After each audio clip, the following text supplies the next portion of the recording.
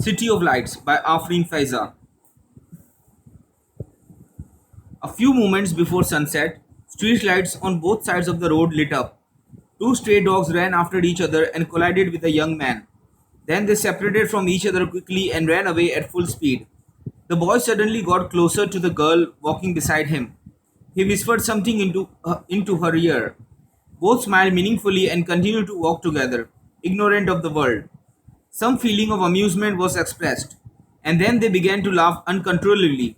They sat down on a nearby bench which was in comparatively less light. The security guard approached them.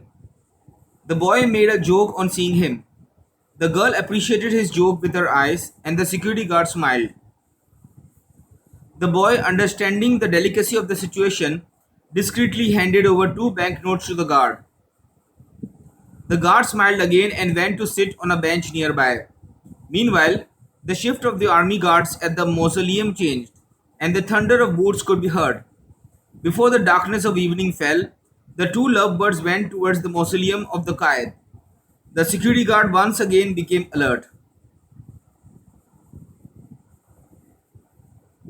A medium-statured woman, standing alone in the jungle of concrete, who appeared to be unmarried and was perhaps a secretary or a computer operator at an office, was impatiently waiting for a bus.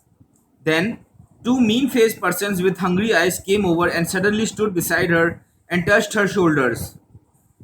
The woman began to tremble with fear. The man, perhaps, uttered something indecent to her. Her eyes began to shed tears. Then she began to walk so fast that she was almost running. The two men followed her, and the noise of the traffic continued. Everyone remained busy with their problems and their routines. The traffic continued. A young man, wearing a dirty shirt without any buttons, was holding a bundle of newspapers. He wanted to snatch a box of tissues from a little child standing at the side of the road. The child probably sold tissues. The child resisted, and the young man slapped him with a heavy hand. A fountain of warm blood emitted from the child's lips and ears. A girl, standing nearby, whose intoxicating eyes were similar to those of the child, and who was perhaps his sister, arrived to his aid. The young man pushed both of them. Both fell on each other. The child cried in terror. Then he began to weep in helplessness. The box of tissues had been torn and the packets had been scattered on the road. Fragrant girls, with books in their hands, sitting in the university bus standing nearby, began to laugh loudly, while some boys had their eyes glued to their mobile screens. A man wearing a cap, whose face reflected an inferiority complex, pushed the veiled woman. Perhaps some quarrel had taken place between husband and wife. The whole body of the woman was covered. However, small eyes peeped through the veil. The two children with round faces also fell to the ground along with the woman. The woman was dumbfounded. The man in the crowded bazaar slapped her on her back with two heavy hands. Some customers on both sides perhaps heard this sound, but then continued doing their work. A bright-faced woman who had had her hair cut a few hours ago was giving a speech from the dais in a beautiful tone, saying that women would have to fight for their rights and that they would have to give up being slaves to men and would have to make men realize that they existed. The hall echoed with the sound of clapping. This time, the hollow words did not penetrate the walls. Rather, a summary of the speech of the woman became a headline in the newspapers of the city, and she was called a representative of positive change. Please try to understand me. I am not saying that your child is weak in studies. If you pay the fee for 4 months, I can readmit him. The fat-bodied principal responded to a mother. The mother's tone was characterized by pleading. She writhed in the chair and began to look at the principal with hopeful eyes, that she might show some flexibility. The principal said, "Please don't waste my time further." The mother stood up. As she was about to leave the room, a rich woman entered the room. The tone of the fat principal turned to flattery. "Please come in. Our school is running only because of your magnanimous donation. My mission is the promotion of education." Both began to smile with pride, and the mother's feet were exhausted by the tiredness of centuries. An inhabitant of the City of Lights and a worried person carrying his son on his shoulders, he entered a government hospital. He found the rusted gate locked with a big lock. The man shouted at the staff of a medical store. The staff looked at him with indifference. One of the staff members, leaning back in his chair, closed the small window very strongly. The man said, "My child will die. Please give him some medicine." Someone advised him to take the child to a private hospital. The man at once put his hand in his pocket and held two old 100 rupee banknotes. Many doctors wore black bands in protest for an increase in their salaries. TV channels released news that the doctors of Karachi had announced the extension of their strike for another week. The only breadwinner of five children pleaded with the owner of the factory. "Sir, ethnic riots in my area have become more violent in the last month. Terrorists shoot at those who come out of their houses. Now, I shall try to be regular this month onwards." The face of the factory owner became sterner. "Rules are rules."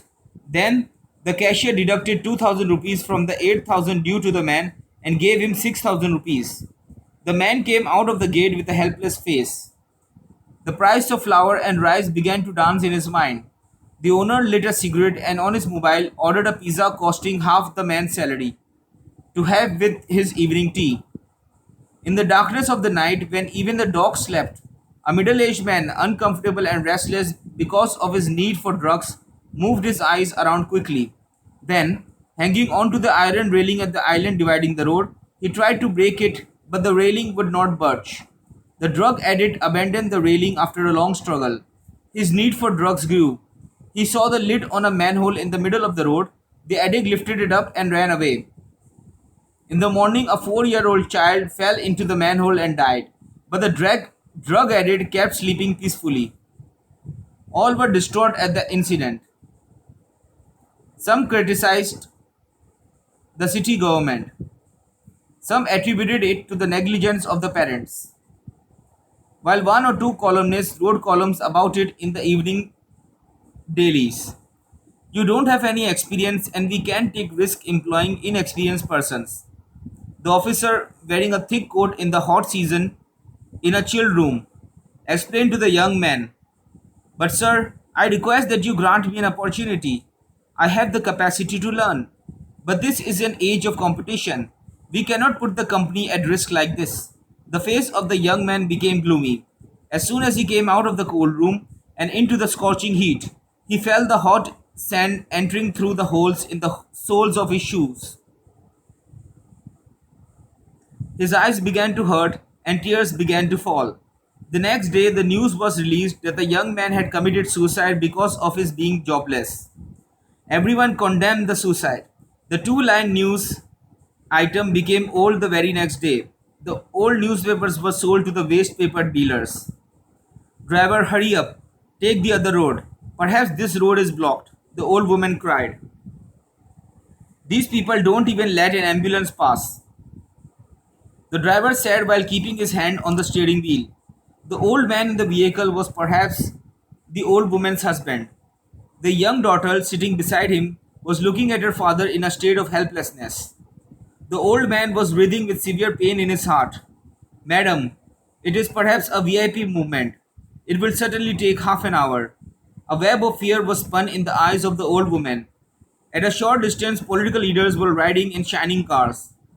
The staff of the leaders are going abroad regarding an investigation into the bomb blast that took place in the city last month, so that the ruthless perpetrators may be given their due punishments. An agenda of solving the problem of unemployment, corruption, and terrorism is also to be discussed. The radio in the vehicle announced, "The head of the government is coming."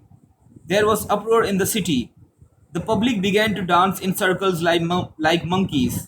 "Sir, my problem, my problem." The head of the government came and delivered an impassioned and fiery speech. The hands of the people became red from clapping again and again. He promised, "Your children will get an education. Your women will be given their rights. Your young men will get jobs. The poor will be fed. The sick will be treated. Please give me your vote. I am your sympathetic brother, your father, your representative." Despair is equal to not believing in God. All became hopeful. They passionately waved the party flags given by the workers of the leaders. These flags bore his smiling picture. Afterwards, small shopping bags of spicy rice were distributed, and the people looted these bags and tore them open. Whatever someone got, he ate it. Other leaders were welcomed in other areas in a similar way. Several promises were made.